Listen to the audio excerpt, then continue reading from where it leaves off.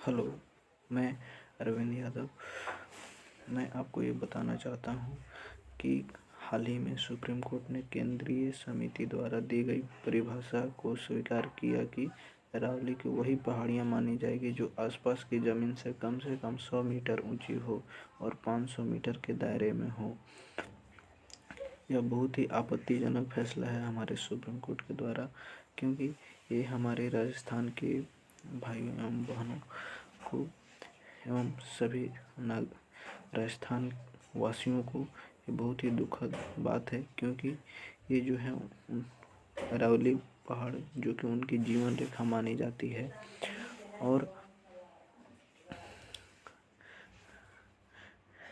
इसके लिए हम सभी को आगे आने पड़ेंगे, सरकार से बात करना होगा। जैसे कि हम सभी जानते हैं कि खेजड़ी बचाओ आंदोलन, जिसे खेजड़ी आंदोलन कहा जाता है, ये खेजड़ी बलिदान के नाम से जाना जाता है। ये राजस्थान के खेजड़ी गांव में 1730 में अमृता देवी वैष्णव के नेतृत्व में पेड़ों मुख्यतः खेजड़ी को बचाने के लिए हुआ एक ऐतिहासिक और अहिंसक पर्यावरण आंदोलन था, जिसमें 363 वैष्णव समुदाय के लोगों ने पेड़ों से लिपटकर अपने प्राण न्यौछावर कर दिए और यह विश्व का पहला वृक्ष बचाओ आंदोलन माना जाता है, जिसने बाद में चिपको आंदोलन जैसी कई आंदोलन को प्रेरित किया। ये भी राजस्थान का ही है कि खेजड़ी वहाँ के राजाओं ने खेजड़ी पेड़ को काट रहे थे, जिस कारण से वहाँ के लोगों ने एकजुटता दिखाई थी। आपको भी अरावली पहाड़ को बचाने के लिए एकजुटता दिखानी होगी। हम सभी भारतीयों को, सभी राज्य एक दूसरे के भाईचारे के रूप में सहयोग करेंगे।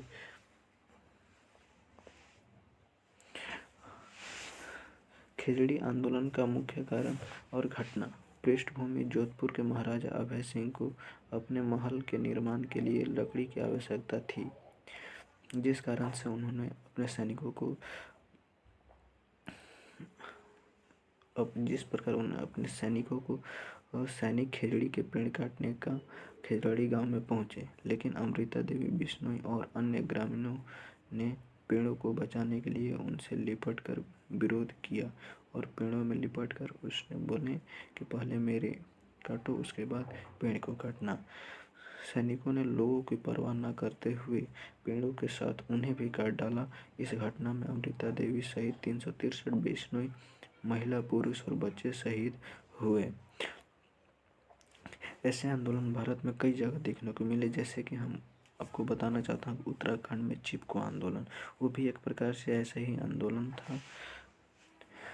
चिपको आंदोलन भारत का एक अहिंसक जन आंदोलन था जो 1970 के दशक में उत्तराखंड तत्कालीन उत्तर प्रदेश में शुरू हुआ, जिसका मुख्य उद्देश्य व्यावसायिक कटाई से वनों की रक्षा करना था, जहां ग्रामीण खासकर महिलाओं पेड़ों को गले लगाकर चिपक कर उन्हें काटने से बचाती थी। और यह आंदोलन जंगल के उपकार, मिट्टी, पानी और बयार के नारे के साथ पर्यावरण संरक्षण और वन आधारित समुदायों के अधिकारों पर केंद्रित था।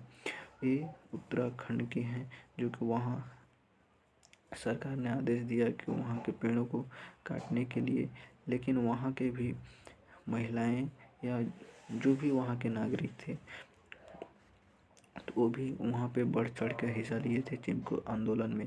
इसी प्रकार अभी भी आपको समय है अरावली पहाड़ को बचाने के लिए।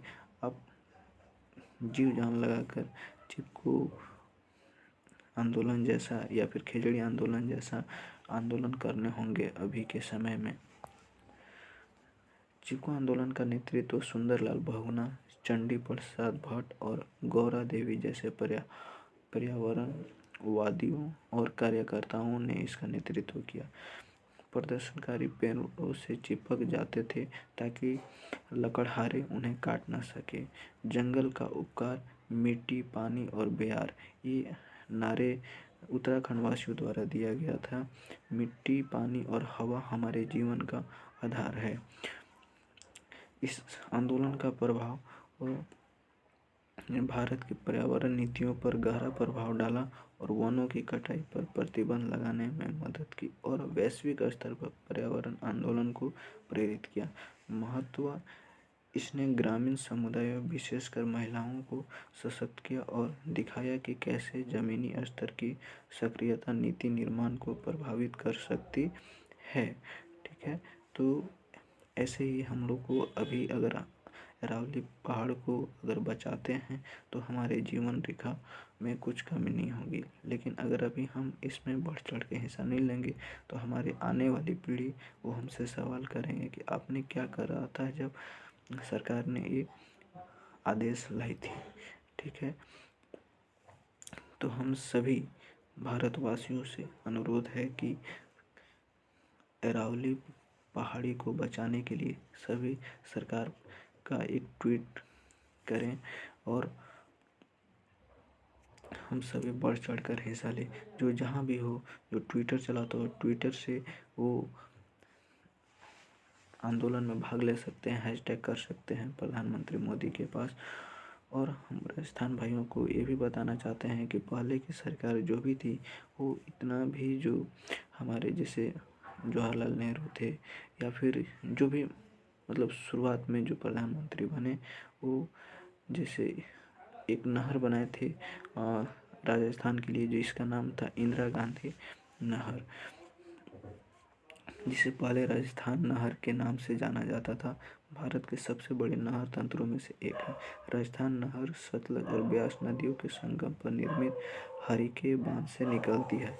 यह राजस्थान के थार मरुस्थल पाकिस्तान सीमा का समानांतर 40 किलोमीटर की औसत दूरी पर बहती है। इस नहर की कुल नियोजित लंबाई 9060 किलोमीटर है। यह 19.63 लाख हेक्टेयर कृषि योग्य कमान क्षेत्र में सिंचाई की सुविधा प्रदान करता है।